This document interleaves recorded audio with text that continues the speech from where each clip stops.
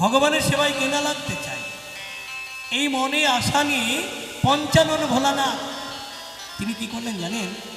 ভগবানের সেবায় লাগবে বলে তার মাথা থেকে একটা নারকেলের সৃষ্টি করলেন। নারকেল চেনেন? নারকেল, নারকেলের জল খেয়েছেন কোনোদিন?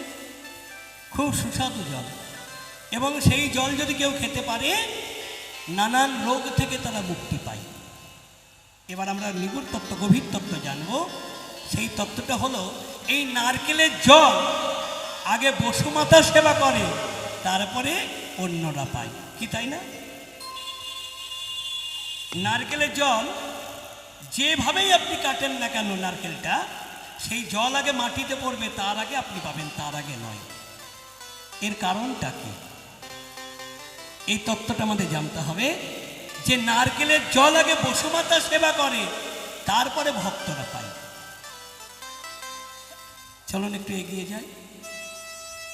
ভোলানাথ যখন নিজে মাথা থেকে নারকেল সৃষ্টি করলো, তখন সেই মা শক্তিদায়িনী কৃপাময়ী মা কালী বললেন, প্রভু, ও প্রভু, তুমি যখন প্রভুর সেবায় লাগবে বলে তোমার মাথা থেকে তুমি নারকেল সৃষ্টি করলে, তাহলে আমাকেও সঙ্গে নাও। বলছে, তুমি যাবে? বললে, অবশ্যই। তাহলে এসো, তুমি এসো, তোমার অংশ থেকে ওই নারকেলের শীষ তৈরি হোক। নারকেলের যে একটা শীষ থাকে না, ওটা হলো মা কালীর শক্তি, মায়ের শক্তি। দেখবেন ওই শীষ যদি কেটে ফেলা হয়, তাহলে সেই নারকেল কি কোনো ঘটে দেওয়া হয়? প্রভুর সেবায় লাগে? লাগে না। আচ্ছা মায়েরা নারকেল যখন ঘটে দেন, তখন সেঁদুর কোথায় দেন? নারকেলের গায়ের ওপরে? কখনো দেবেন না। সেঁদুর দিতে গেলেও এই শীষে দেবেন, কারণ সেঁদুরটা হলো মায়ের অধিকার। এই মায়ের শক্তি তো মা কালীর শক্তি। তো এইবার ভোলানাথের কাছে কয়টা দেবী থাকে আমাদের জানতে হবে। ভোলানাথের কাছে থাকে দুইটা দেবী। কে কে? একটার নাম হলো গঙ্গা, শিরে, আর বুকের উপরে থাকে মা কালী। তো কালী যখন বললেন, প্রভু আমাকে সঙ্গে নিয়ে চলো, গঙ্গা বললেন, ও প্রভু, আমাকে তুমি ছেড়ো না, আমাকেও নিয়ে চলো, আমিও প্রভুর সেবায় লাগবো। তো বলো, বেশ, তাহলে যেহেতু তুমি আমার মাথাতে আছো, তুমি ওই নারকেলের মধ্যে জল হয়ে প্রবেশ করো। সঙ্গে সঙ্গে গোবিন্দ বলেন, বেশ তাই হবে, যে জল ছাড়া আমার অভিষেক হবে না। দেখবেন গোবিন্দর অভিষেক ওই নারকেলের জল ছাড়া হয় না। গঙ্গার জলে যেমন প্রভুর সেবা হয়, আর ওই নারকেলের জলে প্রভুর অভিষেক হয়। তাহলে ভোলানাথের মাথা থেকে নারকেল, মা কালীর শক্তি থেকে শীষ, আর গঙ্গা হলো নারকেলের জল। এবার যমরাজ এসে বললেন, প্রভু আমাকেও সঙ্গে নাও, আমিও প্রভুর সেবায় লাগতে চাই। এবার ভোলানাথ বললেন, বেশ যমরাজ, তুমি যদি আমার সঙ্গে যাবে, তাহলে তুমি ওই নারকেলের আইচা হয়ে যাও। আইচা মানে খোলা। নারকেলটা হলো শ্বাস, ওই যে সাদা, তার উপরে একটা শক্ত কাঠ থাকে না, যার নাম হলো আইচা, খোলা, সেটা হলো যমরাজ। যমরাজের গায়ের রং কেমন? দুধের মতো সাদা, কালো কালো। ওই যমরাজ যেহেতু কালো, ওই নারকেলের আইচা মানে খোলাটা হলো কালো। এবার ভগবান বললেন, যমরাজ তুমি নারকেলের আইচা বা খোলা হয়ে যাও, আমি যখন কলিতে গিয়ে গৌড় হব, তোমাকে আমি সঙ্গে নিয়ে আমি দাঁড়ে দাঁড়ে ভিক্ষা করে বেড়াবো। দেখবেন আগেকার দিনে বৈষ্ণবের হাতে নারকেলের খোলা থাকতো না, ভিক্ষা করতে আসলো। এখন আর ওইসব থাকে না, নিতাই গৌর হয়ে গেল। এবার পবন দেব এসে বলছে, প্রভু আমাকেও সঙ্গে নাও, আমিও প্রভুর সেবায় লাগতে চাই। ভোলানাথ বলেন, বেশ, তাহলে তুমি নারকেলের খোসা হয়ে যাও। খোসা মানে ছোবা, যে ছোবা দিয়ে ভগবান বললেন, আমি যখন কলিতে গিয়ে জগন্নাথ হব, আমি রথে চড়ে যখন মাসির বাড়িতে যাব, সেই রথটা তো টানতে হবে, সেই রথের দড়ি হবে তোমার খোসা দিয়ে। নারকেলের খোসা দিয়ে ওই জগন্নাথ দেবের রথের দড়ি বানানো হলো। আর তাছাড়া ওই খোসা দিয়ে, হে পবনদেব, যদি কোনো ভাগ্যবান ভাগ্যবতী ধুনুচিতে ধূপ দিতে পারে, তার সংসারে মঙ্গল ফিরে আসে, সমস্ত দূষণ মুক্ত হয়ে যায়। নারকেলের খোসা দিয়ে ধূপ দিতে হয়। হরে কৃষ্ণ, জানা গেল। এইবার অগ্নিদেব এসে বলছে, প্রভু তুমি আমাকে সঙ্গে নাও। ভোলানাথ বললেন, বেশ, তুমি তাহলে গেলে নারকেলের পাতা হয়ে যাও। যে নারকেলের পাতা ছাড়া যজ্ঞ বা ধনুচিতে আগুন জ্বলবে না। অগ্নিদেব হলো পাতা। এবার মা লক্ষ্মী এসে বলছে, প্রভু তুমিও আমাকে সঙ্গে নাও। তো ভোলানাথ বলেন, বেশ, তুমি তাহলে ওই নারকেলের ছলা, ছলা মানে কাঠি, যে কাঠি দিয়ে ঝাড়ু তৈরি হবে, যে ঝাড়ু ওই কলিযুগে আমি জগন্নাথ হব, আর রথ যখন যাবে রথের আগে আগে ওই ঝাড়ু দিয়ে পথটা পরিষ্কার করা হবে।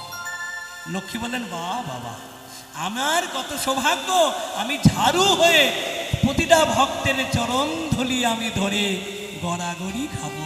হরি হরি হরি বল, হরি বল, হরি বল। এবার ব্রহ্মা এসে বলেন, প্রভু তুমিও আমাকে সঙ্গে নাও। ভোলানাথ বলেন, ব্রহ্মা, তোমার যেহেতু অহংকার খুব, তুমি ওই নারকেলের গাছ হয়ে যাও, সবাই তো অল্পে অল্পে মুক্তি পাবে, আর তুমি বছরের পর বছর এক জায়গায় দাঁড়িয়ে থাকবে। ব্রহ্মাকে গাছ তৈরি করে দিল।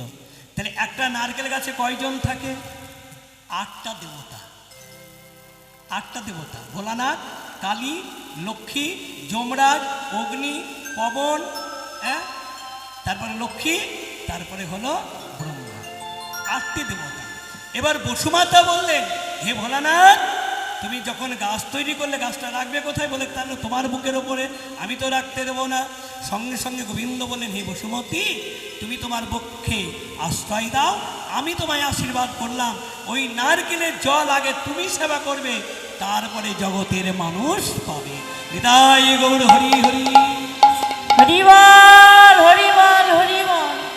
তাহলে জানা গেল এখানে আজকে নিবুড় তত্ত্ব, নারকেল কাটলে জল আগে মাটিতে পড়ে, তারপরে সবাই পায়, তার জানা গেল।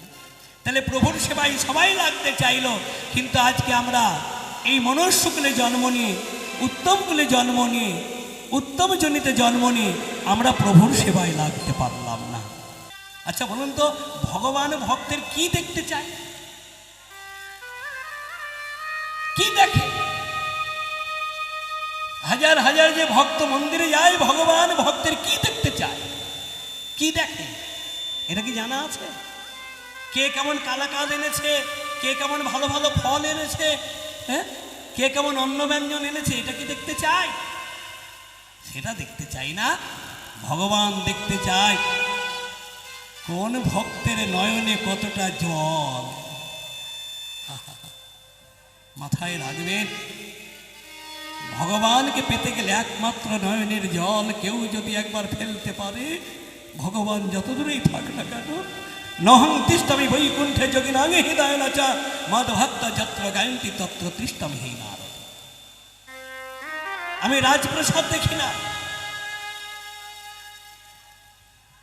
আমি জমিদার জমিদার দেখি না, হোক না কুড়ে ঘর, হোক না গাছতলা, ভক্ত যদি একবার ডাকার মতো আমাকে ডাকে, আমি তৎক্ষণাৎ ভক্তের বাড়িতে ছুটে যাই। হরি বল, হরি বল, হরি বল। আরো প্রমাণ দিলেন, জগন্নাথ প্রভু বাবা 9 দিন কেন মাসির বাড়িতে কাটালেন? এই যে রথযাত্রা, রথে চলে গেল না মাসির বাড়ি, 9 দিন কেন থাকলো? কে বলেছে ভগবান শুনতে পায় না? কে বলেছে ভগবান কথা বলতে পারে না? কে বলেছে ভগবান খেতে পারে না? আমরা শোনাতে পারি না, কথা বলাতে পারি না, খাওয়াতে পারি না, তাই বলি ভগবান শুনতে পাই না, খেতে পারে না, বলতে পারে না। জানেন, মাসি যখন গণ্ডি যায়, 18টি পুত্রকে হারিয়ে পুত্র শোকে কাঁদতে কাঁদতে অন্ধ হয়ে গেল। ওই মাসির কান্না রবে জগন্নাথ প্রভু আর থাকতে পারল না, মন্দির থেকে বেরিয়ে একটি বালকের রূপ ধারণ করে মাসির বাড়িতে, মা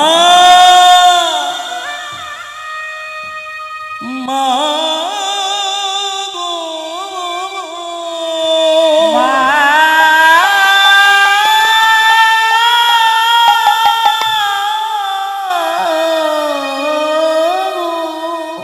মা।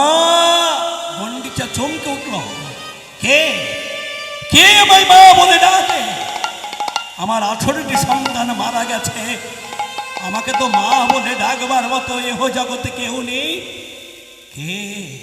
অন্ধ তো? আস্তে আস্তে এসে প্রভু জগন্নাথ দেবের অঙ্গে হাত বোলাচ্ছে। কে তুই?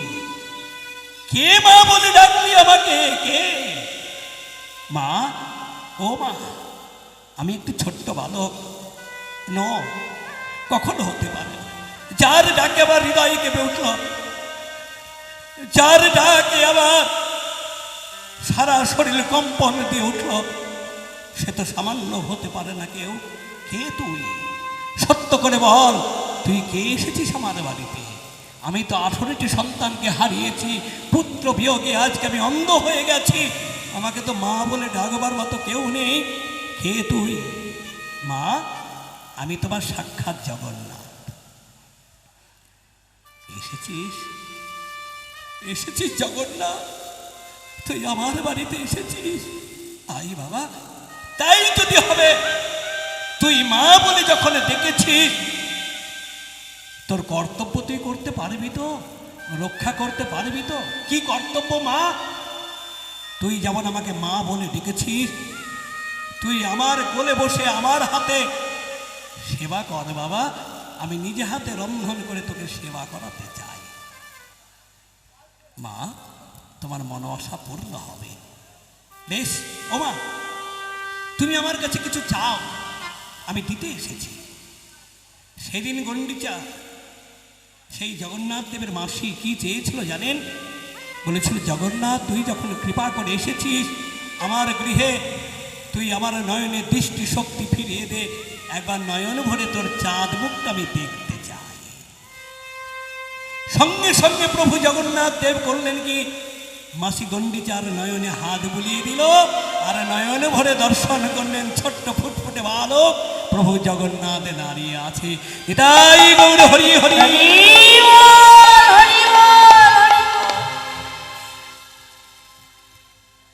জগন্নাথ, কথা দে তুই আমার ঘরে থাকিবি, কথা দে। মা, তোমার 18টি পুত্র, ওই পুরী ধামে দেখবেন 18 নালা, গন্ডিচার 18 পুত্র, 18 নালা। যে 18 নালা দর্শন পুরী ধামে গিয়ে আগে 18 নালা দর্শন করতে হয়, তারপরে প্রভু জগন্নাথ দেবকে দর্শন করলে প্রভু জগন্নাথ দেব বড় খুশি হয়। তাহলে ওরে জগন্নাথ, তুই কথা দে। মা, আমি কথা দিলাম, তোমার 18টি সন্তান যে মা বলে ডাকতো, আমি সকালে একবার বিকেলে একবার, তাহলে দিনে কয়বার হচ্ছে? 2 বার। তাহলে 18 2 বার করে ডাকলে 9 দিনে 18 হয়ে যাচ্ছে। আমি 9টা দিন তোমার ঘরে থেকে তোমাকে মা বলে ডেকে যাব। এই কারণে জগন্নাথ দেব প্রভু মাসির বাড়িতে 9 দিন রয়ে গেল। যতদিন লয় প্রলয় না ঘটবে, যতই মহামারী আসুক না কেন, প্রভু জগন্নাথ দেবকে কেউ রক্ষা করতে পারবে না, মাসির বাড়ি যাবেই যাবে।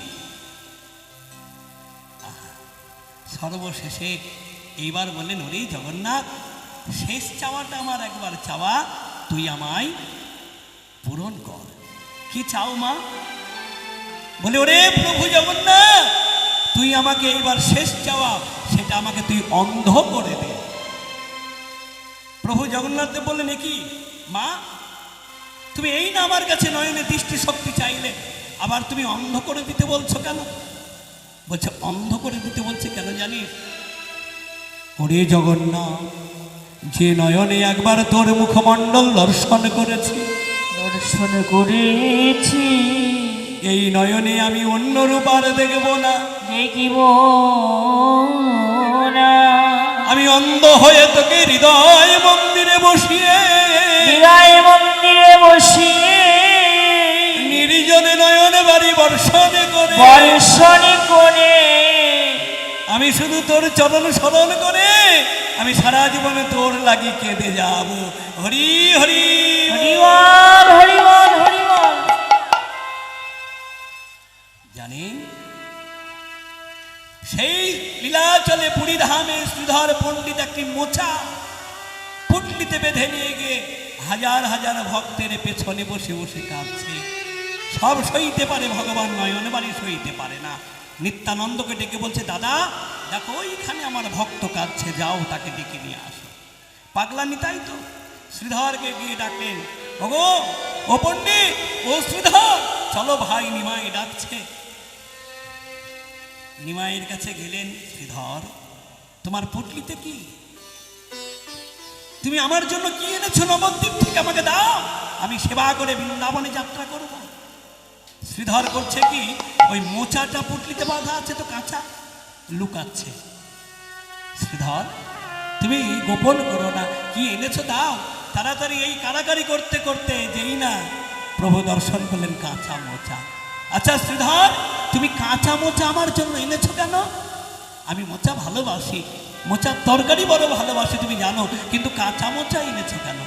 শ্রীধর বললেন, যখন শুনতে পেলাম তুমি পুরীধামে আর থাকবে না, পুরীধাম ছেড়ে তুমি বৃন্দাবনে যাত্রা করবে, যাত্রা করিবে, তখন মনে মনে ভাবলাম এই মোচা যদি আমি রান্না করি।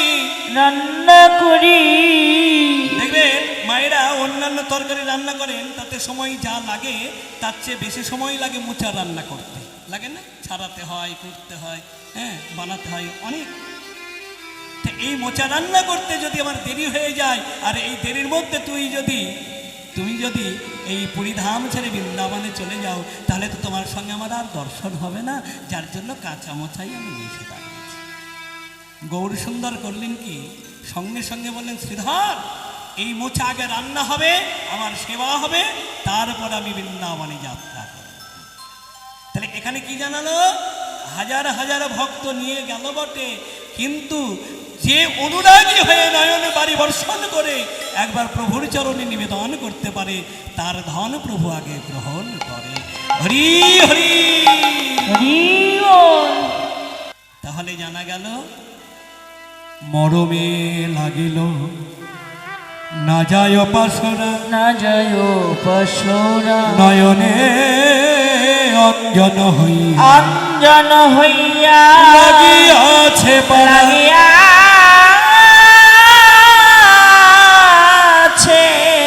পারা। ও মায়েরা, অঞ্জন মানে কি গো?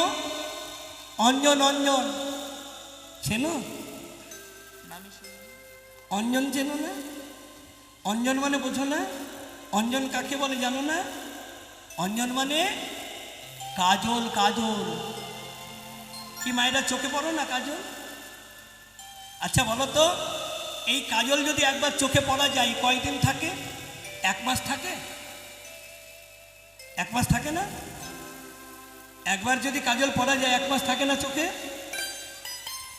তাহলে নিশ্চয়ই 15 দিন থাকে। 15 দিনও থাকে না?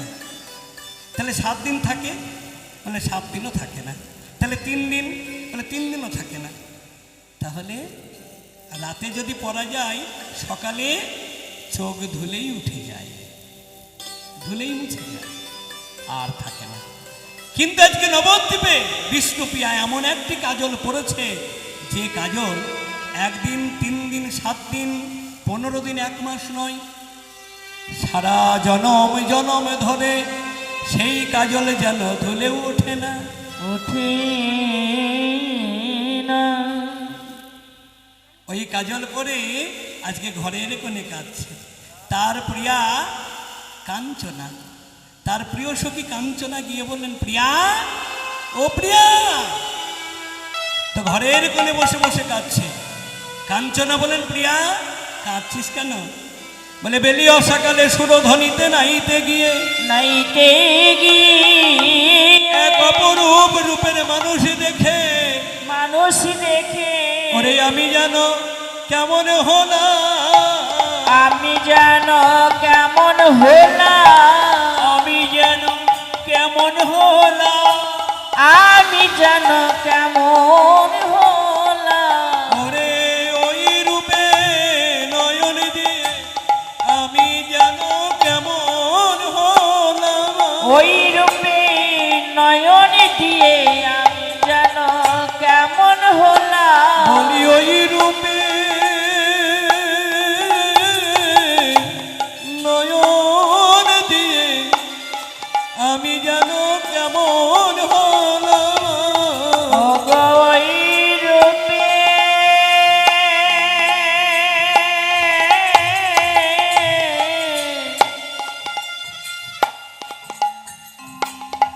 নয়ন দিয়ে ওরে আমাতে আরি আমি নাই রে। ওই রূপে নয়ন দিয়ে বলি আমাতে আরি আমি নাই রে। ওই রূপে নয়ন দিয়ে আমার আর আমি নাই রে। ওই রূপে নয়ন দিয়ে কি আর আমি নাই রে। ওরে আমি যেন কেমন হলাম।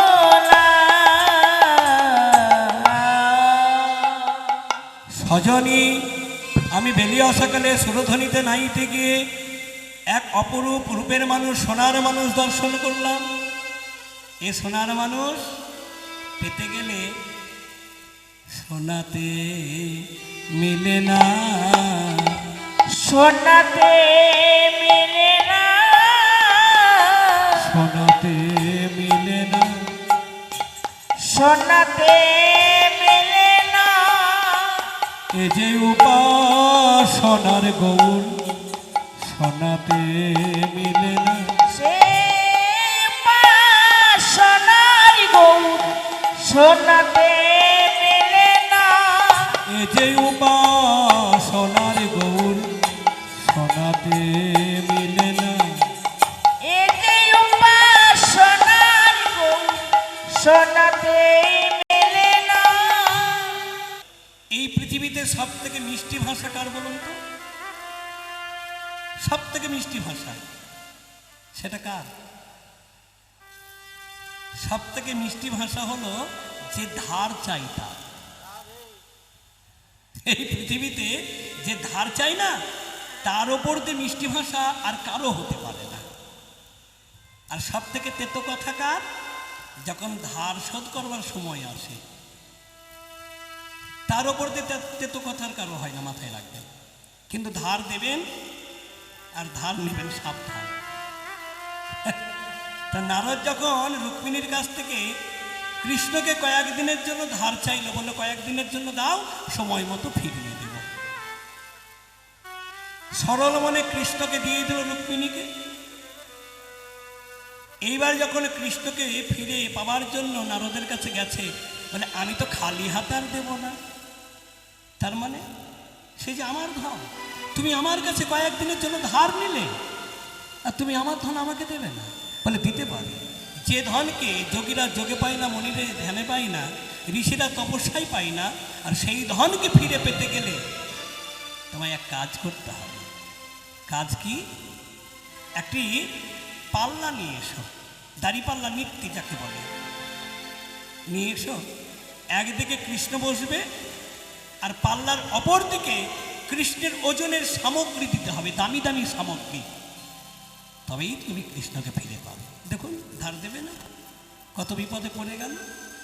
এবার রুক্মিণী করলেন কি, কৃষ্ণকে ফিরে পাওয়ার জন্য একদিকে কৃষ্ণকে বসালেন, অপর পাল্লাতে হিরে চুনি পান্না যত দামি দামি রত্ন ছিল দিচ্ছে। কোনো মতেই কৃষ্ণের পাল্লাটার ওঠে না। এটাই জগৎকে জানিয়ে দিলেন, হিরে চুনি পান্না মণিমুক্ত কাঞ্চন দ্বারা আমাকে পাওয়া যায় না। তোমার শিক্ষা থাকতে পারে, প্রাচুর্য থাকতে পারে, শক্তি থাকতে পারে, ধনরত্ন থাকতে পারে, এর দ্বারা তুমি আমাকে পেতে পারো না। তো ভগবানকে পেতে গেলে কি? শেষমেশ যখন ওই রুক্মিণী কৃষ্ণকে ফিরে পাবার জন্য কাঁদছে, প্রভু কি এমন অন্যায় করেছিলাম, তব চরণে কি এমন অপরাধ করেছিলাম, আজকে তোমাকে হারাতে হলো। আমি কি তোমাকে আর ফিরে পাবো না? আমার জীবনে কি আমি শূন্য হয়ে জীবনযাপন করব? প্রভু আমি কি আর পাবো না? এই বলে রুক্মিণী কাঁদছে, কাঁদতে কাঁদতে দুফুটা নয়ন বাড়ি যেই না ওই পাল্লাতে সে পড়েছে, আর কৃষ্ণের পাল্লাটা উঠে গেল। কি হলো? প্রমাণ দেখিয়ে দিল, ভগবানকে পেতে গেলে একমাত্র ভক্তের নয়নের বাড়ি, নয়ন ধারা, নয়ন বাড়ি ছাড়া, প্রেমস্ত্র ছাড়া ভগবানকে কখনো পাওয়া যায় না। ভগবানকে পেতে গেলে একমাত্র চাই নয়নের জল। আহা, তাই আজকে প্রমাণ করে দিল, সেই সুরধ্বনির তীরে আমার গৌর সুন্দর আজানুলম্বিত ভুজ, ত্রিভুবনে ভোলা রূপ, সুরধ্বনির তীর আলো করে দাঁড়িয়ে আছে। আর বেলিয়সাকালে সুরধ্বনিতে নাইতে গিয়ে বিষ্ণুপ্রিয়া সেই রূপে নয়ন দিয়ে মন প্রাণ জাতিকুল শীল মান বিদ্যা সব গৌর চরণে দিয়ে ঘরের কোণে বসে কাঁদছে। কেন? তিনি জেনেছে গৌরকে পেতে গেলে একমাত্র কাঁদা ছাড়া গৌরকে পাওয়া যাবে না, নয়নের জল ছাড়া গৌরকে পাওয়া যাবে না। তাই আজকে কাঞ্চনা বললেন, প্রিয়া তুই কাঁদছিস কেন? কাঁদবার কারণ কি জানিস? ওই বেলি অসাকালে সুরধ্বনিতে নাইতে গিয়ে অপরূপ রূপে নয়ন দিয়ে আজকে আমার এই দশা হয়েছে। তো মাথায় রাখবেন, নবদ্বীপে আজকে গৌর রূপে নয়ন দিয়ে পাগলিনী হলেন বিষ্ণুপ্রিয়া। সে কথা তো আমাদেরও ছিল, গৌরকে ভালোবাসবো, গৌরের রূপে নয়ন দিয়ে পাগল পাগলিনী হব, গৌরের সেবা করব, কিন্তু কই আমরা তো করতে পারলাম না। দেখুন আজকে ঘরের ছেলে নিমাই, সে তো আমাদের ঘরের ছেলে। নিমাইয়ের জন্মভূমি তো বেশি দূর নয়, এই তো নদিয়া নবদ্বীপ, 2 ঘন্টার পথ। তাহলে সে ঘরের ছেলে। আজকে ঘরের ছেলে নিমাইকে আমরা চিনতে পারছি না, জানতে পারলাম না, নিমাইকে ভালোবাসতে পারলাম না। মায়া অন্ধে অন্ধ হয়ে সংসার বাসনায় রত হয়ে আমার করে মরলাম, আমরা গৌর বলে কাঁদতে পারলাম না। কেন জানেন? এটা হলো আমাদের শিক্ষার অভাব, আমাদের সঙ্গের অভাব। কেমন শিক্ষার অভাব, কেমন সঙ্গের অভাব, এখানে খুব নিগুড় তত্ত্ব একটু আলোচনা করব, আমরা আস্বাদন করব। চলুন একটা দৃষ্টান্ত না দিলে সিদ্ধান্ত পাওয়া যায় না। দৃষ্টান্তটা কি? একটি ধনী ব্যক্তি, ধরে নেন লালগোলা থেকে শিয়ালদহ যাচ্ছে। তো ধনী ব্যক্তি তার ছোট্ট ব্যাগে বেশ কিছু টাকা আছে, চালু কামরাই সম্ভব নয়, রিজার্ভেশন কামরায় তিনি টিকিট বানিয়ে শক্ত করে উঠে বসেছে। আর সকলে জানেন যে রিজার্ভেশন কামরায় খুব ভালো ব্যবস্থা থাকে, শোয়ার ব্যবস্থা থাকে, বিছানা থেকে বালিশ থাকে ঘুমানোর জন্য। সুন্দর করে সেই ধনী ব্যক্তি বসেছে। এবার তার সামনের সিটে একটি কুখ্যাত ডাকাত উঠে বসলেন। তো ধনী ব্যক্তি সেই ডাকাতকে দর্শন করা মাত্র তিনি মনে মনে চিন্তা করছে, আমার সামনে যে ভদ্রলোক বসলো, ভদ্রলোক মোটেও ভালো না। কারণ মানুষের আকৃতি বা চেহারা থেকে বোঝা যায় সে মানুষটা কি ধরনের। তো মানুষটি মোটেও ভালো না। এবার ডাকাত ধনী ব্যক্তিকে দেখে বুঝতে পেরেছে যে আমার সামনে যে ভদ্রলোক বসে আছে সে ঠিক বড় মাপের মানুষ, তার কাছে বেশ কিছু ধন আছে। যাক বাবা, আমি যখন শিয়ালদহ যাব যেন তেন প্রকারের রাস্তায় কেড়ে নেব, আমার কাজ তো অন্যের ধন কেড়ে নেওয়া, আমি কেড়ে নেব। এই বলে তাদের মধ্যে দুজনের মধ্যে চিন্তা ভাবনা শুরু হয়েছে। ট্রেন ছেড়ে দিয়েছে, ট্রেনও চলছে। কিছু স্টেশন যাওয়ার পরে ডাকাতের বাথরুম পেয়েছে, তিনি বাথরুমে গেলেন। এই সুযোগে ধনী ব্যক্তি তার মন আশা পূর্ণ করলেন। কি আশাটা পূর্ণ করলেন জানতে পারবেন। বাথরুম সেরে ডাকাত এসে বসেছে, ট্রেন চলছে, চলতে চলতে এইবার ধনী ব্যক্তির বাথরুম পেয়েছে। তিনি যেই না বাথরুমে গেছে, এবার ডাকাত করলেন কি খোঁজাখুঁজি শুরু করে দিলেন। একবার বিছানা উল্টাচ্ছে, বালিশ উল্টাচ্ছে, এখানে সেখানে খুঁজছে, কিন্তু সন্ধান করতে পারছে না। মনে মনে চিন্তা করলেন, আমার কর্মময় জীবনে যতদিন এই কর্মের পথে আমি নেমেছি, আমার চিন্তাধারা কখনো কোনোদিন ব্যর্থ হয়নি, ভুল হয়নি, কিন্তু আজকে কেন? না না না না, আমায় জানতেই হবে আমার চিন্তাধারা ঠিক না ভুল, আমি না জেনেও যাব না। এই করতে করতে করতে করতে শিয়ালদহ ট্রেন চলে গেল। প্ল্যাটফর্মে দাঁড়িয়েছে, সবার আগে ডাকাত ট্রেন থেকে নামলেন, নেমে দাঁড়িয়ে আছে, অপেক্ষা করছে ওই ধনী ব্যক্তি কোন গেট দিয়ে নামছে। সবাই যখন নেমে গেল, ধনী ব্যক্তি এবার টাকার ব্যাগটা নিয়ে চুপি চুপি ট্রেন থেকে নামতে যাবে, এই ডাকাত করলেন কি পথটা ঘিরে দাঁড়িয়েছে। দাঁড়া, তুমি আমার পথ ঘিরে দাঁড়ালে কেন বলো? ও ভাই, বলে ভাই ভাই করবেন না তো, আমি কতগুলো প্রশ্ন করছি, আপনি উত্তর দেন। কি প্রশ্ন? আপনি ধনী ব্যক্তি কিনা বলুন। তুমি জানলে কেমন করে? আরে মশাই, আমি জানবো না তাই কখনো হয়? তাহলে আমার পরিচয়টা দিয়েই দিই। আমি হলাম কুখ্যাত ডাকাত। অন্যের চেহারা বা আকৃতি দেখে বলে দিতে পারি সে কত বড় মাপের মানুষ। বলুন, আপনার কাছে বেশ কিছু ধন আছে কিনা? এবার ধনী ব্যক্তি কাঁপতে শুরু করেছে। যে না কাঁপতে শুরু করেছে, আচ্ছা বলুন তো, বাইরে গিয়ে কেউ যদি একটা ডাকাতের পরিচয় দেয়, আপনার কাছে বেশ কিছু যদি টাকা থাকে, আপনার তখন আতঙ্কে শরীর কাঁপবে না? এবার ডাকাত বলছে, শুনুন, আপনার কোনো ভয় নেই, আপনি এইভাবে কাঁপবেন না। আপনার ধন রত্ন যাই থাক না কেন আমি নেব না, কিন্তু আপনাকে আমি ছেড়েও দেব না। ব্যাপারটা কি? তুমি ধন রত্ন টাকা পয়সা আমার কেড়ে নেবে না, কিন্তু আমাকে ছেড়েও দেবে না কেন? ডাকাত বললে, শোনো, আমার কর্মময় জীবনে যতদিন এই পথে নেমেছি, আমার চিন্তা কখনো ভুল হয়নি, কিন্তু আজকে হয়ে গেছে। তাহলে কোনটা ঠিক কোনটা বেঠিক আপনাকে বলে যেতে হবে। আপনার কাছে ধন ছিল কিনা? বলেছিল। তো রেখেছিলেন কোথায়? আমি এত খোঁজাখুঁজি করে পেলাম না। বলে খুঁজেছো কোথায়? বলে আপনি যখন বাথরুমে গেলেন তখন আপনার বিছানা উল্টালাম, বালিশ উল্টালাম, এত করে খুঁজলাম পেলাম না। বলে এইখানেই তো ভুল। বলে কেমন ভুল? শোনো, তুমি অন্যের চেহারা দেখে যেমন বলে দিতে পারো, আমিও তো কিছু শিখেছি। তুমি যখন প্রথম আমার সামনে এসে বসলে তখন আমি বুঝেছিলাম যে মোটেও তুমি মানুষটা ভালো না।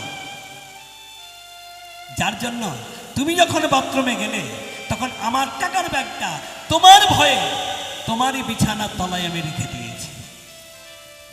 আমি জানি আমি অপরিবর্তে তুমি আমার ঘরে ঢুকবে, আমার ঘরে ঢুকে খোঁজাখুঁজি করবে, কিন্তু ধন তো আমার ঘরে ছিল না, ধন ছিল তোমারই ঘরে। তুমি যদি আমার ঘরে না ঢুকে নিজের ঘরে ঢুকতে, তাহলে তুমি ধনের সন্ধানে পেয়ে যেতে। হরি হরি হরি বল, হরি বল। এবার ডাকাত ধনী ব্যক্তির চরণে আছাড় খেয়ে পড়ে বলেন, গুরুদেব, আজকে আমার জীবনে তুমি আমার ঘরেই ছিলে। তোমাকে পাওয়ার জন্য কত মঠ মন্দির দেবালয় আমি খুঁজে বেড়াই। শুনেছি তুমি বৃন্দাবনে আছো, গেলাম বৃন্দাবনে, এখানে সেখানে খুঁজে তোমাকে পেলাম না, সর্বশেষে জানতে পারলাম আমার হিয়ার মাঝে লুকিয়েছিলে, দেখতে তোমায় পাইনি, আমি দেখতে তোমায় পাইনি। আমার হিয়ার মাঝে লুকিয়েছিলে, দেখতে তোমায় পাইনি, আমি দেখতে তোমায় পাইনি। আমি বাহির পানে, বাহির পানে চোখ মেলেছি, ভিতর পানে চাইনি।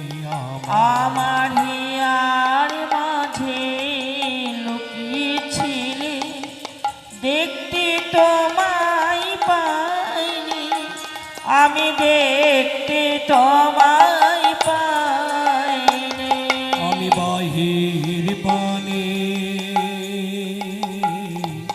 বাহির পানে চোখ মেলেছি, ভিতর পানে যাইনি। আমার হিয়ার মাঝে লুকিয়েছিলে, দেখতে তোমায় পাইনি, আমি দেখতে তোমায় পাইনি। প্রভু গো,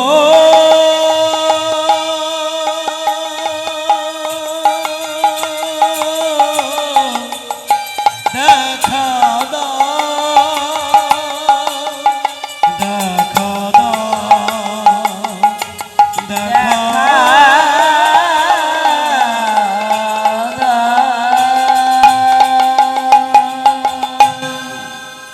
হরে কৃষ্ণ।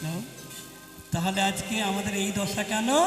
আমাদের শিক্ষার অভাব, অভাব সঙ্গে। সঠিক শিক্ষা সঙ্গ যদি হতো তাহলে ঘরের ছেলে নিমাইকে আমরা জানতে পারতাম, গৌরকে চিনতে পারতাম, গৌরের সেবায় আমরা রত হতাম, গৌর রূপে আমরা সবাই পাগল হতে পারতাম। জানেন, বিশ্বকবি রবীন্দ্রনাথ ঠাকুর বড় দুঃখ করে বলেছিল যে মানুষের জন্ম সবাই দেয় বটে, কিন্তু মনুষ্যত্বের জন্ম সবাই দিতে পারে না। মানুষ হয়ে সবাই জন্ম নেয় বটে, কিন্তু মানুষ হয়ে সবাই ফিরতে পারে না। দেখুন, আজকে আমরা মানুষের মতো দেখতে মানুষ হয়ে জন্ম নিয়েছি বটে, কিন্তু যাবার সময় কজন আমরা মানুষ হয়ে যাচ্ছি? কজন মানুষ হয়ে ফিরতে পারলাম? কেন? আমরা মানুষ হতে পারিনি, একমাত্র সঠিক মানুষের সঙ্গ করতে পারিনি। তাই বিচার করেছি। হ্যাঁ, স্বামী বিবেকানন্দ আজ থেকে 150 বছর আগে যিনি গ্র্যাজুয়েশন, জানেন, এমন একটি মানুষকে জীবনে বেছে নিল যে কোনোদিন স্কুলের বারান্দায় যায়নি। লেখাপড়া তো দূরের কথা, স্কুলের বারান্দায় কোনোদিন পা রাখেনি। সেই মানুষটার নাম কি বলুন তো? সেই মানুষটার নাম হলো পরমহংস ঠাকুর রামকৃষ্ণ। জানেন, যার শিক্ষায় শিক্ষিত হয়ে আমেরিকার শিকাগো শহরে গিয়ে জানিয়ে দিয়েছিল যে সবার উপরে শ্রেষ্ঠ ধর্ম হলো সনাতন ধর্ম। সেই সনাতন ধর্মে আমি জন্ম নিয়েছি, আমি গর্বিত।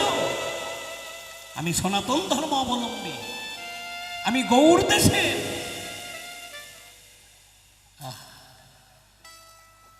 মাথায় রাখতে পারেন, আমেরিকা শহরে, শিকাগো শহরে যখন বিধর্মী মানুষ, খ্রিস্ট ধর্মের মানুষ বলেছিল, হে নবীন সন্ন্যাসী, আপনি যে বড়াই করে বলছেন আমি সনাতন ধর্ম অবলম্বী, আমি শ্রেষ্ঠ, আমি গর্বিত। আচ্ছা বলুন তো, এই পৃথিবীতে যতগুলো গ্রন্থ আছে তার মধ্যে শ্রেষ্ঠ গ্রন্থ কোনটা? স্বামী বিবেকানন্দ বুঝতে পেরেছিল যে আমাকে ছোট করবার জন্য তারা একটা ষড়যন্ত্র করছে। তাই স্বামী বিবেকানন্দ একটা টেবিল পেতে দিয়ে বলেছিল, যতগুলো গ্রন্থ আছে এখানে সাজান, আমি দেখে বলে দেব। সেই দেশের মানুষ করেছিল কি? ওই টেবিলে প্রথমত রাখলেন শ্রীমদ্ গীতা, তারপরে বাইবেল, কেতাব, পুরাণ, কোরআন এক এক করে সাজিয়ে বলেছিল, নবীন সন্ন্যাসী এবার বলুন কোন গ্রন্থ শ্রেষ্ঠ? স্বামী বিবেকানন্দ সেদিন বলেছিল, আরে মশাই, বিচার তো আপনারা করেই রেখেছেন, আমি নতুন করে আর কি বলবো? বলে কেন? সবার নিচে কাকে রেখেছেন? বলে গীতা। গীতা যদি সবার নিচে থাকে তাহলে গীতাই শ্রেষ্ঠ। বলে কি করে হলো? আরে মশাই, এটা জানেন না যে অন্যান্যকে ধরে রাখতে পারে তার মতো এই জগতে শ্রেষ্ঠ কে আছে? তাছাড়া সবার নিচে গীতা আছে, তারপরে আপনারা আছেন, সেখান থেকে যদি গীতা সরে যায় তাহলে আপনারা চিৎকার হয়ে পড়ে যাবেন। এটাই জানিয়ে দিল, এই পৃথিবীতে যতদিন সনাতন ধর্ম আছে ততদিন সব ধর্ম আছে, যেদিন সনাতন ধর্ম থাকবে না সেদিন কোনো ধর্ম টিকতে পারে না। এটাই গৌর হরি হরি হরি বল, হরি বল, হরি বল। তাই মাথায় রাখবেন, মানুষ হতে গেলে একটি মানুষের সঙ্গের প্রয়োজন, শিক্ষার প্রয়োজন। মানুষ থেকে মহামানুষ, আর মহামানুষ থেকে সেই পরম মানুষের সন্ধান পাওয়া যায়।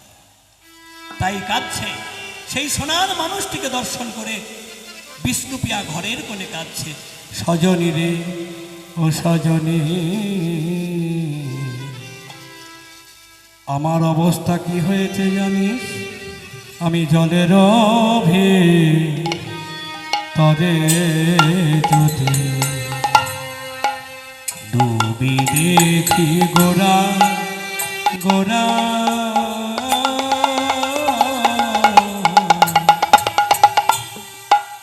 জলের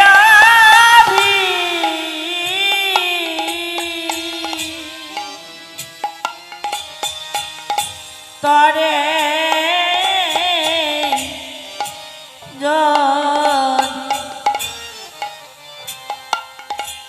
আমি ডুবে দেখি গোরা,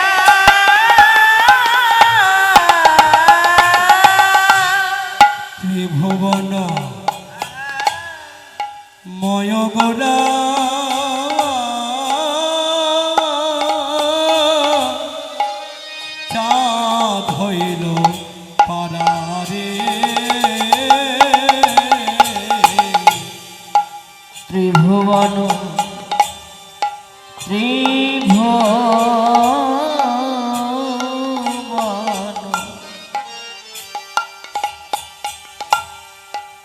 ময়করা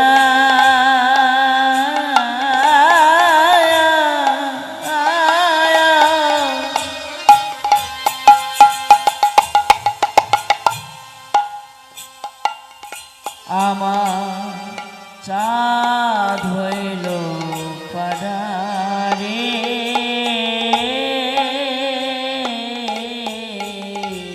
দাঁড়ায়ে আছে রে, দাঁড়ায় আছে রে, দাঁড়ায়ে আছে রে, দাঁড়ায় আছে রে, অপরূপ রূপের মানুষ দাঁড়ায়ে আছে রে, অপরূপ রূপের মানুষ দাঁড়ায় আছে রে, সেই অপরূপ রূপের মানুষ দাঁড়ায়ে আছে রে, অপরূপ রূপের মানুষ, সুরধ্বনির তীর আলো করে, অপরূপ রূপের মানুষ, সুরধ্বনির তীরে আলো করে, অপরূপ রূপের মানুষ, সুরধ্বনির তীরে আলো করে, অপরূপ রূপের মানুষ, সুরধ্বনির তীরে আলো করে, অপরূপ রূপের মানুষ দাঁড়ায় আছে রে, ত্রিভুবন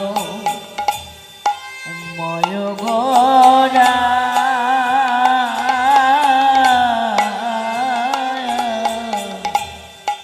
চাঁদ হইল পাড়া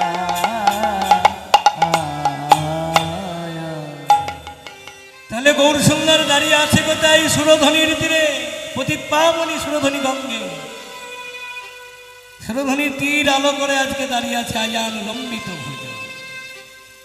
হরে কৃষ্ণ। সেই গৌরূপে নয়ন দিয়ে বিষ্ণুপ্রিয়া কাঞ্চনাকে বলছে, মরমী, জীবনে হয়তো মস্ত বড় ভুল করে গেলাম। ভুলটা কি?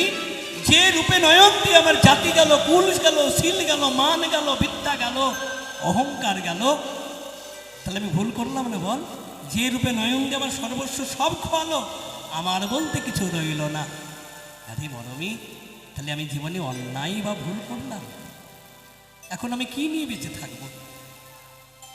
কাঞ্চনা একটা প্রশ্ন করলেন, প্রিয়া, এত রূপ? বলে হ্যাঁ। আচ্ছা, আমি কতকগুলো রূপের কথা তুলে ধরব। তুই যদি তাদেরকে হার মানাতে পারিস, তাদেরকে যদি তুই পরাজিত করতে পারিস, আমি মেনে নেব জীবনে একমাত্র গৌর হলো সুন্দর। গৌরের উপর দিয়ে ত্রিভুবনে আর কেউ সুন্দর হতে পারে না। বিষ্ণুপ্রিয়া বলেন, কার কথা বলছিস বল? বলে এই যে প্রথমত ধর ওই বিদ্যুৎ, আকাশে যে বিদ্যুৎ একবার ঝলক দিলে, একবার চমক দিলে সারা পৃথিবী আলোকিত হয়ে যায়। এক চমকে, এক ঝলকে যে সারা পৃথিবীকে আলো করতে পারে, তার চেয়েও কি নিমাই সুন্দর? তার চেয়েও কি গৌর সুন্দর? সঙ্গে সঙ্গে বিষ্ণুপ্রিয়া বললেন, কাঞ্চনা, বিদ্যুৎ এক ঝলকে সারা পৃথিবী আলোকিত করতে পারে বটে, কিন্তু আমার গৌরের সঙ্গে তুলনা মিলে না, তুলনা মেলে না, তুলনা মিলে না, তুলনা মেলে না, আমার গৌরের সঙ্গে তারে তুলনা মিলে না, গৌরের সঙ্গে তার তুলনা মেলে না, আমার গৌরের সঙ্গে তার তুলনা মিলে না, গৌরের সঙ্গে চাঁদের তুলনা মেলে না। কাঞ্চনা বলেন, তুলনা মিলে না কেন? কাঞ্চনা, ও কাঞ্চনা, তুই না বললি এক ঝলকে সারা পৃথিবী আলোকিত হয়? বিদ্যুতের এত রূপ, এটা সামনের কথা, কিন্তু পেছনের কথাটা তো একবার বললি না। সে কথাটা কি? বিদ্যুৎ যেমন চমক দেয়, সঙ্গে সঙ্গে বজ্রপাত হয়। কি হয়তো নাকি? বিদ্যুৎ চমক দিলে, ঝলক দিলে বজ্রপাত হয় না? আর বজ্রপাত যদি কারো মাথায় পড়ে, একবার বজ্র যদি কারো মাথায় পড়ে, সে পশু পাখি হোক, গাছপালা হোক, কীট পতঙ্গ হোক, কি বেঁচে থাকে? সঙ্গে সঙ্গে মারা যায়। তাহলে ওই বিদ্যুৎ সুন্দর হতে পারে, কিন্তু প্রাণ নাশক, প্রাণকে কেড়ে নেন, তাহলে সে আবার কিসের সুন্দর? আর আমার গৌর বিদ্যুৎ, ওই বিদ্যুৎ যদি কোনো ভাগ্যবান ভাগ্যবতীকে একবার ঝলক দেন, তার যদি বজ্রাঘাতের মৃত্যুর অভিশাপ থাকে, সঙ্গে সঙ্গে তিনি মুক্তি পেয়ে যায়। তার তো মরণের ভয় আর থাকে না, আর মরণের ভয় আর থাকে না, তার তো মরণের ভয় আর থাকে না। মরণের ভয় আর থাকে না। আমার প্রাণ গৌরে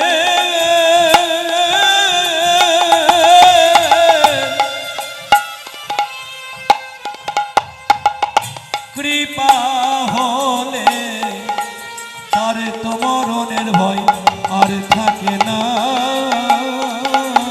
আমার প্রাণ গৌরে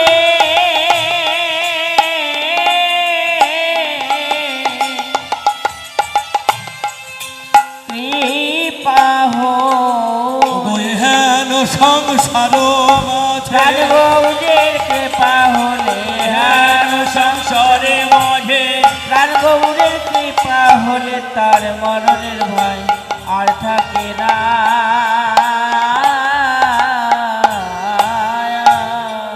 ভগবানের কৃপা যদি কেউ একবার লাভ করতে পারে তার মরণের কোনোদিন ভয় থাকে না।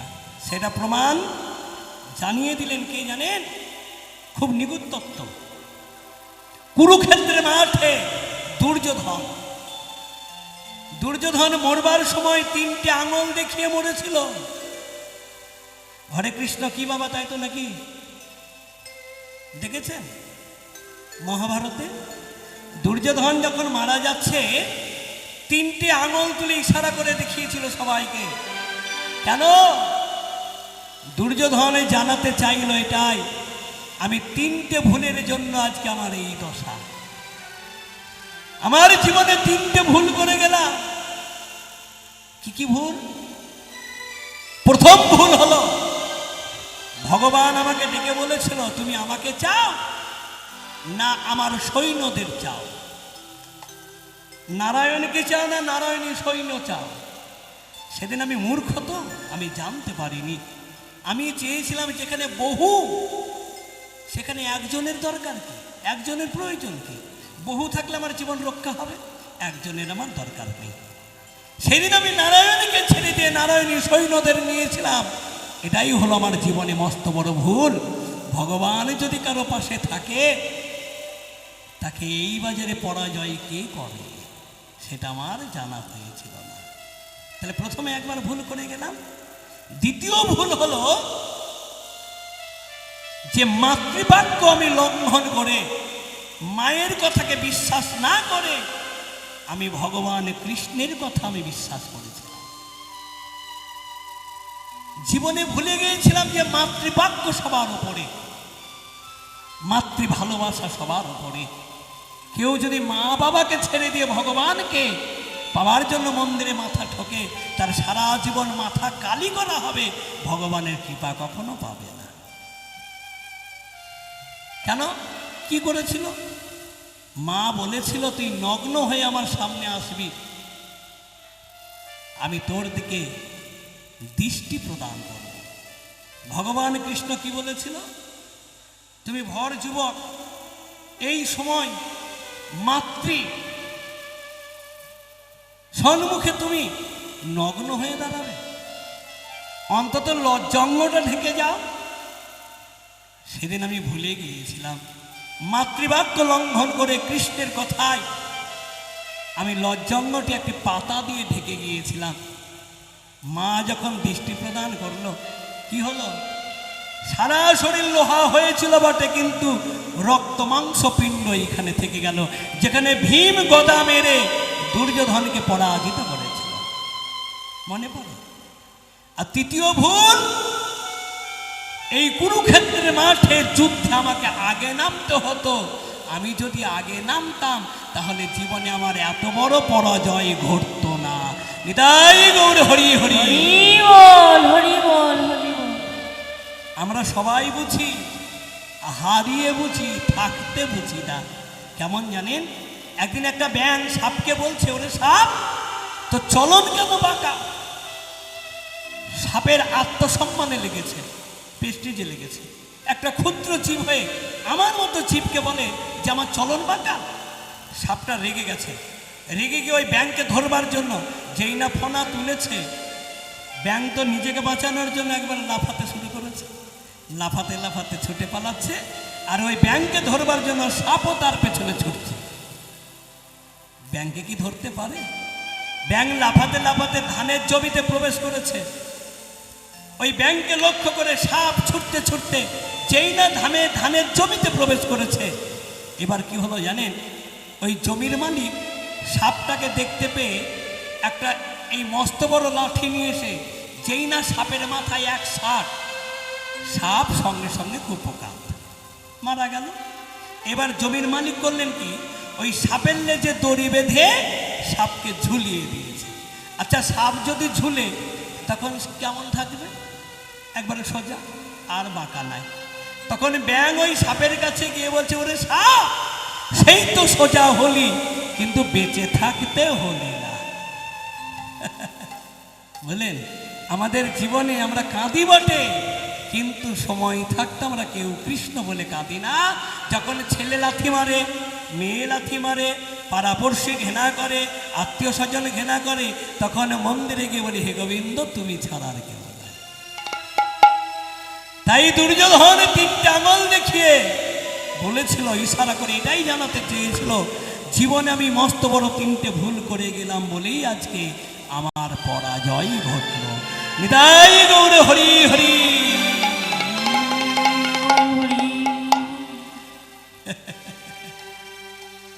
তাহলে আমার গৌরের যদি কৃপা হয়, তার মরণের ভয় থাকে না। তাহলে কাঞ্চনা প্রথমেই হেরে গেলি। এবার কাঞ্চনা বলে, শোন, বিদ্যুৎ না হয় ঝলক দিলে বজ্রপাত হয়, কিন্তু চন্দ্র তার বজ্রপাত করে না, সে শুধু আলো দেন। বিষ্ণুপ্রিয়া বললেন, কাঞ্চনা রে, কাঞ্চনা রে, চাঁদ আলো দিতে পারে, কিন্তু এই পৃথিবীতে তিনটে জায়গায় চাঁদের আলো প্রবেশ করতে পারে না, করিতে পারে না।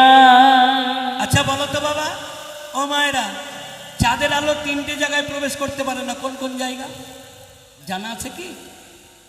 চাঁদের আলো পৃথিবীতে পড়ে বটে, পূর্ণ চাঁদ, পূর্ণিমা রাত্রি চাঁদের আলো পৃথিবীতে পড়ছে, কিন্তু তিনটে জায়গায় প্রবেশ করতে পারে না।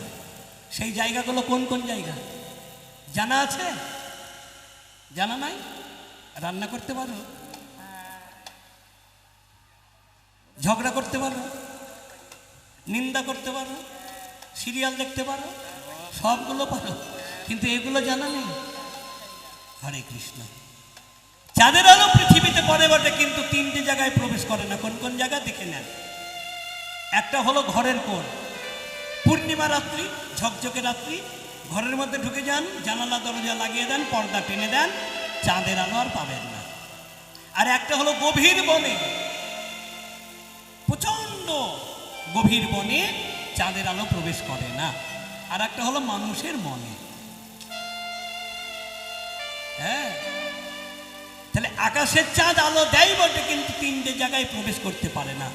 কিন্তু গৌর চাঁদ একবার কোনো ভাগ্যবান ভাগ্যবতীকে যদি কৃপা করে, তার ভেতর বাহির আলো করে,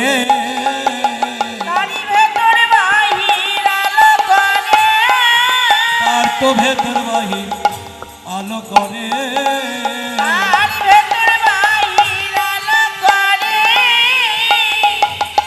আমার প্রাণ গৌরে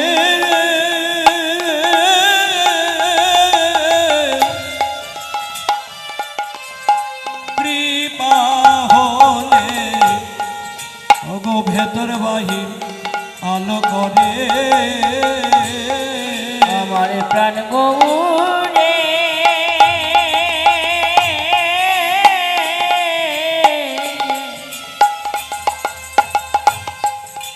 কৃপা হলে, হেন সংসার মাঝে প্রাণে গৌরীর কৃপা হলে, হেন সংসারের মাঝে প্রাণে গৌরীর কৃপা হলে, ভেতর বাহির আলো করে।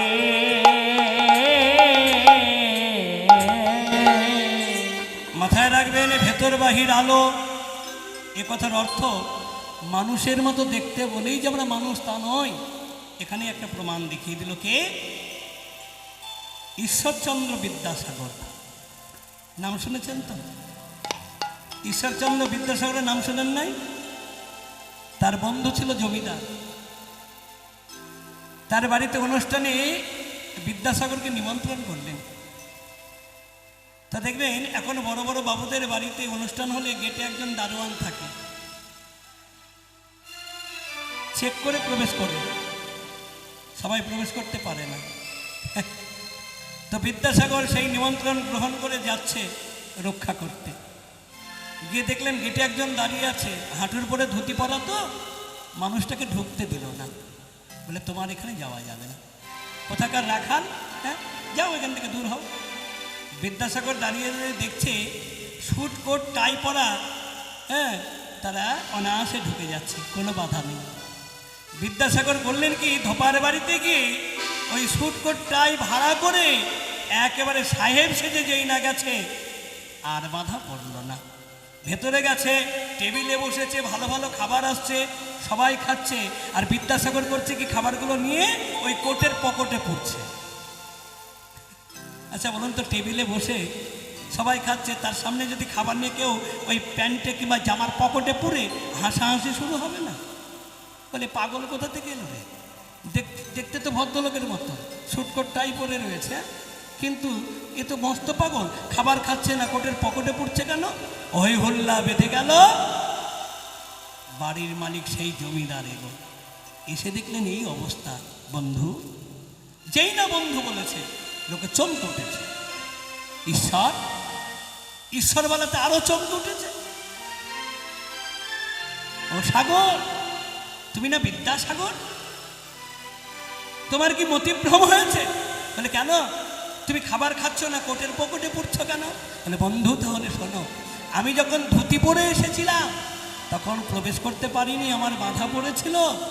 তারপরে যখন স্যুট কোট টাই পরে এসেছি, আমার ওই পথটা পরিষ্কার, অনায়াসে ঢুকে গেলাম। তাহলে এই খাবারগুলো আমার জন্য নয়, এই খাবারগুলো এই কোটের জন্য, তাই কোটেই খাক, আমি আর খাবো না। নিতাই গৌর হরি হরি। তাই জগৎকে শিক্ষা দিলেন, মাথায় রাখবেন যে বাহিরটা সবার চকচকে হতে পারে, ধোয়া জামা কাপড় অলংকারে সুসজ্জিত হতে পারে, কিন্তু ভেতরটা পরিষ্কার সবার হতে পারে না। এই ভেতরটা পরিষ্কার হতে গেলে একমাত্র গুরু কৃপা, আমার রাধারানী প্রাণ গোবিন্দের কৃপা। তাহলে ওই চাঁদের আলো পৃথিবীর পরে বটে, কিন্তু তিনটে জায়গায় ঢুকতে পারে না। চাঁদের কলঙ্কের কথা জানেন তো? চাঁদের 27টা বউ থাকতে গুরুপত্নী হরণ করলেন। দেবগুরু বৃহস্পতি মা তারাকে হরণ করেছিল। দেবগুরু বৃহস্পতি অভিশাপ দিল, চন্দ্র তুই রূপের অহংকারে মত্ত হয়ে তুই গুরুমাকে হরণ করলি, আমি তোকে অভিশাপ দিলাম, তুই 16 দিনের মধ্যে ক্ষয়রোধ হয়ে মরবি মরবি মরবি। গুরুবাক্য সত্য। একটা করে দিন রাত্রি যায়, একটা করে কলা খসে পড়ে, করতে করতে 15 দিনে 15 কলা শেষ, এক কলা রয়েছে। আচ্ছা বলুন তো, গৃহের কর্তা যদি অসুস্থ হন, গিন্নিমা কি সুস্থ থাকতে পারবে? তাছাড়া 27টা বউ, তারা একেবারে পথের ভিখারিনী অনাথিনী হবে না? তারা করলেন কি, ওই এক কলা চাঁদ যেহেতু রয়েছে, ওই এক কলা চাঁদ নিয়ে 27 বনে করলেন কি, সরাসরি কৈলাসে। কার কাছে? ভোলানাথের কাছে। কেন? এই ভোলানাথ আর চন্দ্র হলো সম্পর্কে ভাইরা ভাই। দক্ষ রাজার কন্যা 27টাকে বিয়ে করেছে চন্দ্র, আর এই দক্ষ রাজার কন্যাকে বিয়ে করেছে ভোলানাথ, সম্পর্কে ভাইরা। তাই গিয়ে ডাকলেন, জামাই বাবু, রে তুমি চিনতে পারবে না, আমরা তোমার শালিকা। কি মনে করে? সমস্ত কথা খুলে বললেন। আহারে, চাঁদ এত বড় কুকর্ম করেছে। জামাই বাবু তুমি একটা বিহিত করো, নইলে তোমার সামনে আমরা বিধবা হয়ে যাব, পথের ভিখারিনী হব, কাঙালিনী হব। ভোলানাথ বললেন, একটা উপায় আছে। কি উপায়? ওই এক কলা চাঁদ আমার কাছে রেখে তোরা 27 বনে গিয়ে গুরুদেবের চরণে কাঁদ, গুরুদেব কৃপা করলে তোদের স্মৃতি সেতুর হাতের শঙ্খ উজ্জ্বল হতে পারে। তারা রাখবো কোথায়? দে, তোদের প্রতি স্বামীকে আমাকে দে, আমি সুন্দর জায়গায় ঠান্ডা জায়গায় রেখে দেবো। কোন জায়গায়? জটাতে। জটাতে রেখে দিলেন এক কলা চাঁদ। বৈষ্ণবের আশ্রয় পেয়ে গেল। ব্রহ্মসাপ আর প্রবেশ করতে পারছে না, আর ক্ষয় হচ্ছে না। গুরুদেবের চরণে গিয়ে 27 বনে কাঁদছে, নারীদের চোখে জল রেখে গুরুদেব বলেন, আহারে চন্দ্র যদি এক কলাও বেঁচে থাকতো তার প্রাণটা ফিরিয়ে দিতাম। সঙ্গে সঙ্গে বলেন, গুরুদেব আমাদের স্বামী এখনো এক কলা বেঁচে আছে, কি করতে হবে? বলে বেঁচে থাকার তো না কোনো রাস্তা নেই, কিন্তু আছে কি করে? বলে বৈষ্ণবের সঙ্গ পেয়েছে, বৈষ্ণবের আশ্রয় করেছে বলে সে এখনো অমর হয়ে আছে।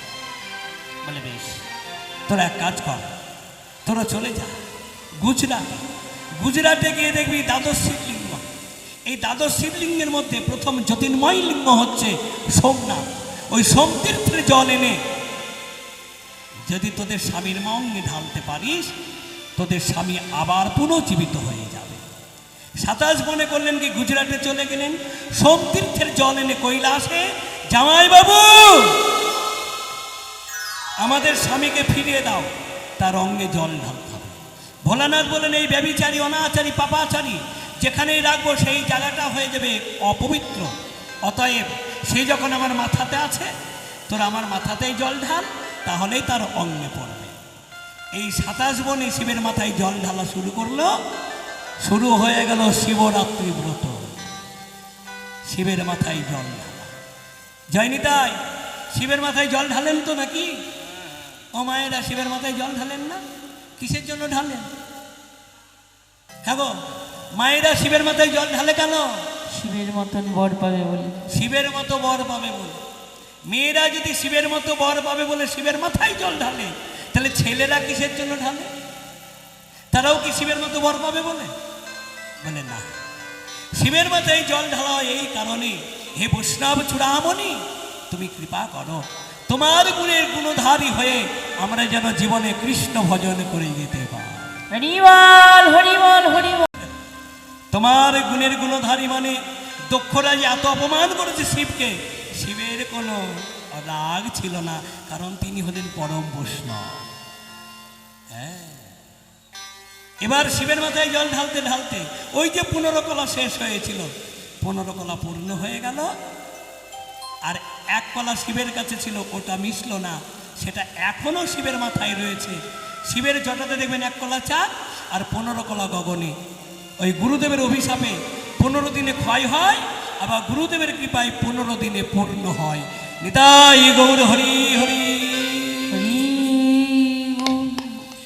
তাহলে গগনের চাঁদ কলঙ্কিত, আর আমার গৌরের চাঁদ, গৌর চাঁদ যদি কাউকে কৃপা করে সে তো নিষ্কলঙ্ক হয়ে যায় রে, নিষ্কলঙ্ক হয়ে যাই রে, সে তো নিষ্কলঙ্ক হয়ে যায় সে তো নিষ্কলঙ্ক হয়ে যাই রে। আমার গৌর চাঁদের কৃপা হলে নিষ্কলঙ্ক হয়ে যায় রে, আমার গৌরী চাঁদের কৃপা হলে, হেন সংসার মাঝে গৌরী চাঁদের কৃপা হলে, হেন সংসারের মাঝে গৌরী চাঁদের কৃপা হলে নিষ্কলঙ্ক হয়ে যাই রে। তাহলে কাঞ্চনা তুই এখানেও হেরে গেলি, আর কেউ আছে? এই চাঁদ না হয় কলঙ্কিত, কিন্তু সূর্য, সূর্য তার কলঙ্কিত নয়, সূর্য আলো দেন, সে নিষ্কলঙ্ক। এইবার বিষ্ণুপ্রিয়া বললেন, কাঞ্চনা গগনের সূর্য নিষ্কলঙ্ক হতে পারে, সে আলো দিতে পারে বটে, কিন্তু সূর্যের সঙ্গে আমার গৌরের তুলনা মিলে না, তুলনা মেলে না, তুলনা মিলে না, তুলনা মেলে না, আমার গৌরের সঙ্গে সূর্যের তুলনা মিলে না, গৌরের সঙ্গে সূর্যের তুলনা মেলে না, আমার গৌরের সঙ্গে সূর্যের তুলনা মিলে না, গৌরের সঙ্গে সূর্যের তুলনা মেলে না। বলছে গৌরের সঙ্গে সূর্যের তুলনা মিলে না, মানে কেন? আচ্ছা বলতো, ওই যে গগনের সূর্য, সেই সূর্যের রূপ আছে, পৃথিবীতে আলো দেয়, খুব সুন্দর, কিন্তু কোনো ব্যক্তি যদি তাকে ভালোবেসে বুকে জড়িয়ে ধরতে যায়, পারবে? সূর্যকে বুকে জড়িয়ে ধরতে পারবে? কত হাজার কিলোমিটার থেকে পুরে ছারখার হয়ে যায়। কিন্তু আমার গৌরের রূপে পাগল হয়ে কেউ যদি গৌরকে ভালোবেসে একবার বুকে জড়িয়ে ধরে, তার বুকে যদি জ্বালা থাকে, তাপ থাকে, সঙ্গে সঙ্গে তিনি শুদ্ধ স্বচ্ছ নির্মল পরিষ্কার হয়ে আমার গৌর সেবার অধিকারী হয়। হ্যাঁ, তাহলে এখানেও হেরে গেল। আর কি আছে? বলে দেখ, বিদ্যুৎ গেল, চন্দ্র গেল, সূর্য গেল, সব গেল। এইবার একটা ধাতুর কথা বলবো। কোন ধাতু? সোনা। সোনা যার বাজারে অনেক দাম, আদর আছে, কদর আছে, সোহাগ আছে। নারীরা সোনাকে খুব ভালোবাসে। সোনা পেলে অঙ্গে অলংকার করে সারা অঙ্গে পড়ে থাকে। সেই সোনার চেয়েও কি গৌর সুন্দর? বিষ্ণুপ্রিয়া বললেন, দেখ, বাজারে সোনার দাম আছে, আদর আছে, কদর আছে, সোহাগ আছে, ভালোবাসা আছে, কিন্তু সোনার মান নাই। সোনার মান আছে? যাদের অধিক টাকা আছে জুতো তৈরি করে পায়ে পরে বেড়ায়। তার প্রমাণ, মায়েরা পায়ের আঙুল চটকি করেন না সোনা দিয়ে। হ্যাঁ, আবার তাছাড়া এই সোনা যদি কারো ঘরে অধিক থাকে, তার মরণের ভয় আছে। কি আছে না? আপনার ঘরে যদি অধিক সোনা থাকে, আপনার বাড়িতে ডাকাত পড়বে, যেন তেন প্রকারে আপনাকে খুন করে সেই সোনা নিয়ে চলে যাবে। তাহলে সোনা থাকলে মরণের ভয় আছে। কিন্তু আমার গৌর সোনা যদি কোনো ভক্তের হৃদয় ঘরে থাকে, কেউ যদি আমার গৌর সোনাকে অলংকার করে সর্বঙ্গে পড়তে পারে, তার কি হয়? এই সংসারে তার আর মরার ভয় থাকে না। আবার সব থেকে বড় কথা, এই সোনা যদি কারো অঙ্গে অধিক থাকে, তার অহংকার হয়। কি হয় না? সোনা দেখবেন অঙ্গে থাকলে তার অহংকার হয়। কি রকম? প্রমাণ দেখে নেন। এক ভদ্রলোক, অনেক টাকা আছে তো, দাঁতগুলো সোনা দিয়ে বাঁধিয়েছে। আচ্ছা, দাঁত কোথায় থাকে? মুখের ভেতরে। দাঁত কি দেখা যায়? হাসলে দেখা যায়, কথা বললে দেখা যায়, তাই না? তো সোনা দিয়ে দাঁত বাঁধিয়েছে। তো দাঁতে যে সোনা, এগুলো তো লোককে দেখাতে হবে নাকি? তো বেটা করেছে কি, বাজারে গিয়ে সবজির দোকানে বলছে, এই পটল কত করে রে? পটল কত করে? দাঁত দেখাচ্ছে। হরে কৃষ্ণ। এগুলো কি? এটা হলো অহংকার। যে অহংকারে ভগবানকে হারাতে হয়।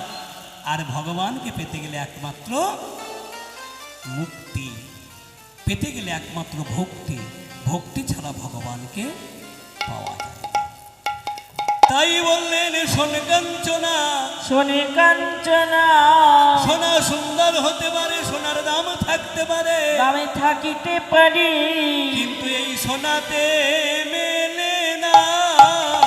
সোনাতে মেলে না, সোনাতে মেলে না, সোনাতে মেলে না।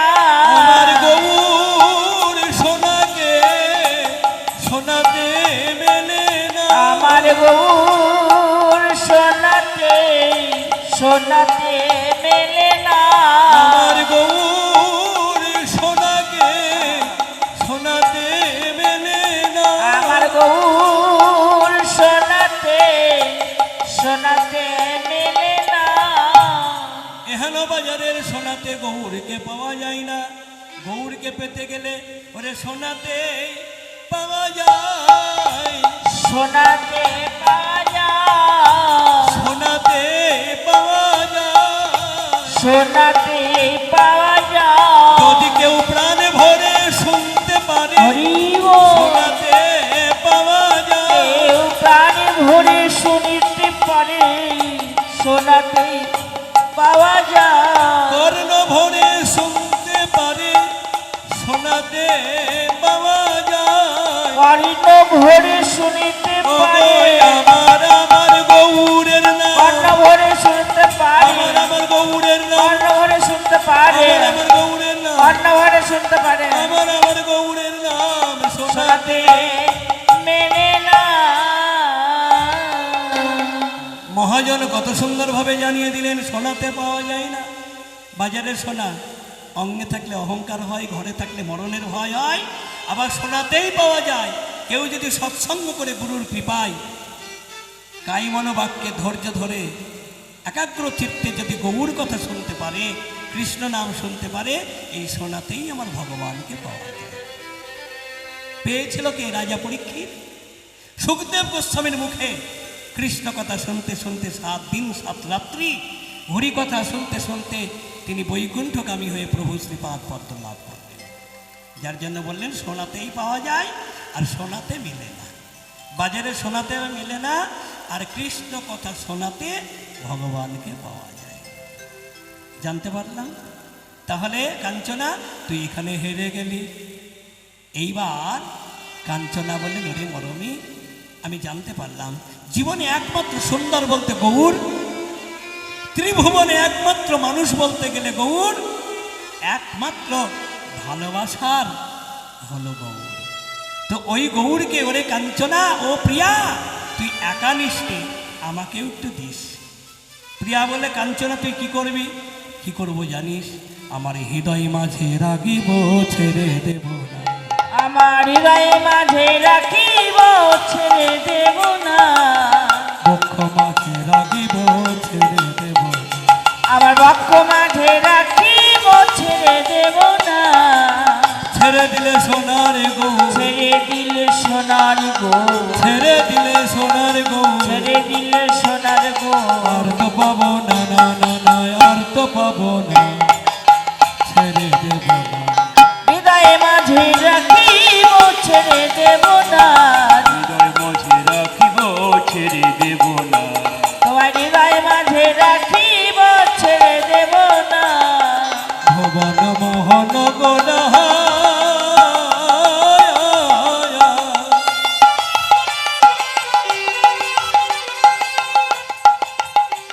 অগম্মনি জনার মন চোরা,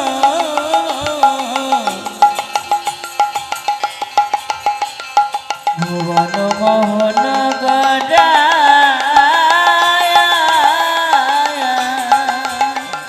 গৌরী হে হরি গৌরী হে গৌর গৌরী হে ভুবন মোহন গদা মণিজনের মন চোরা। ভুবন মোহন গড়া।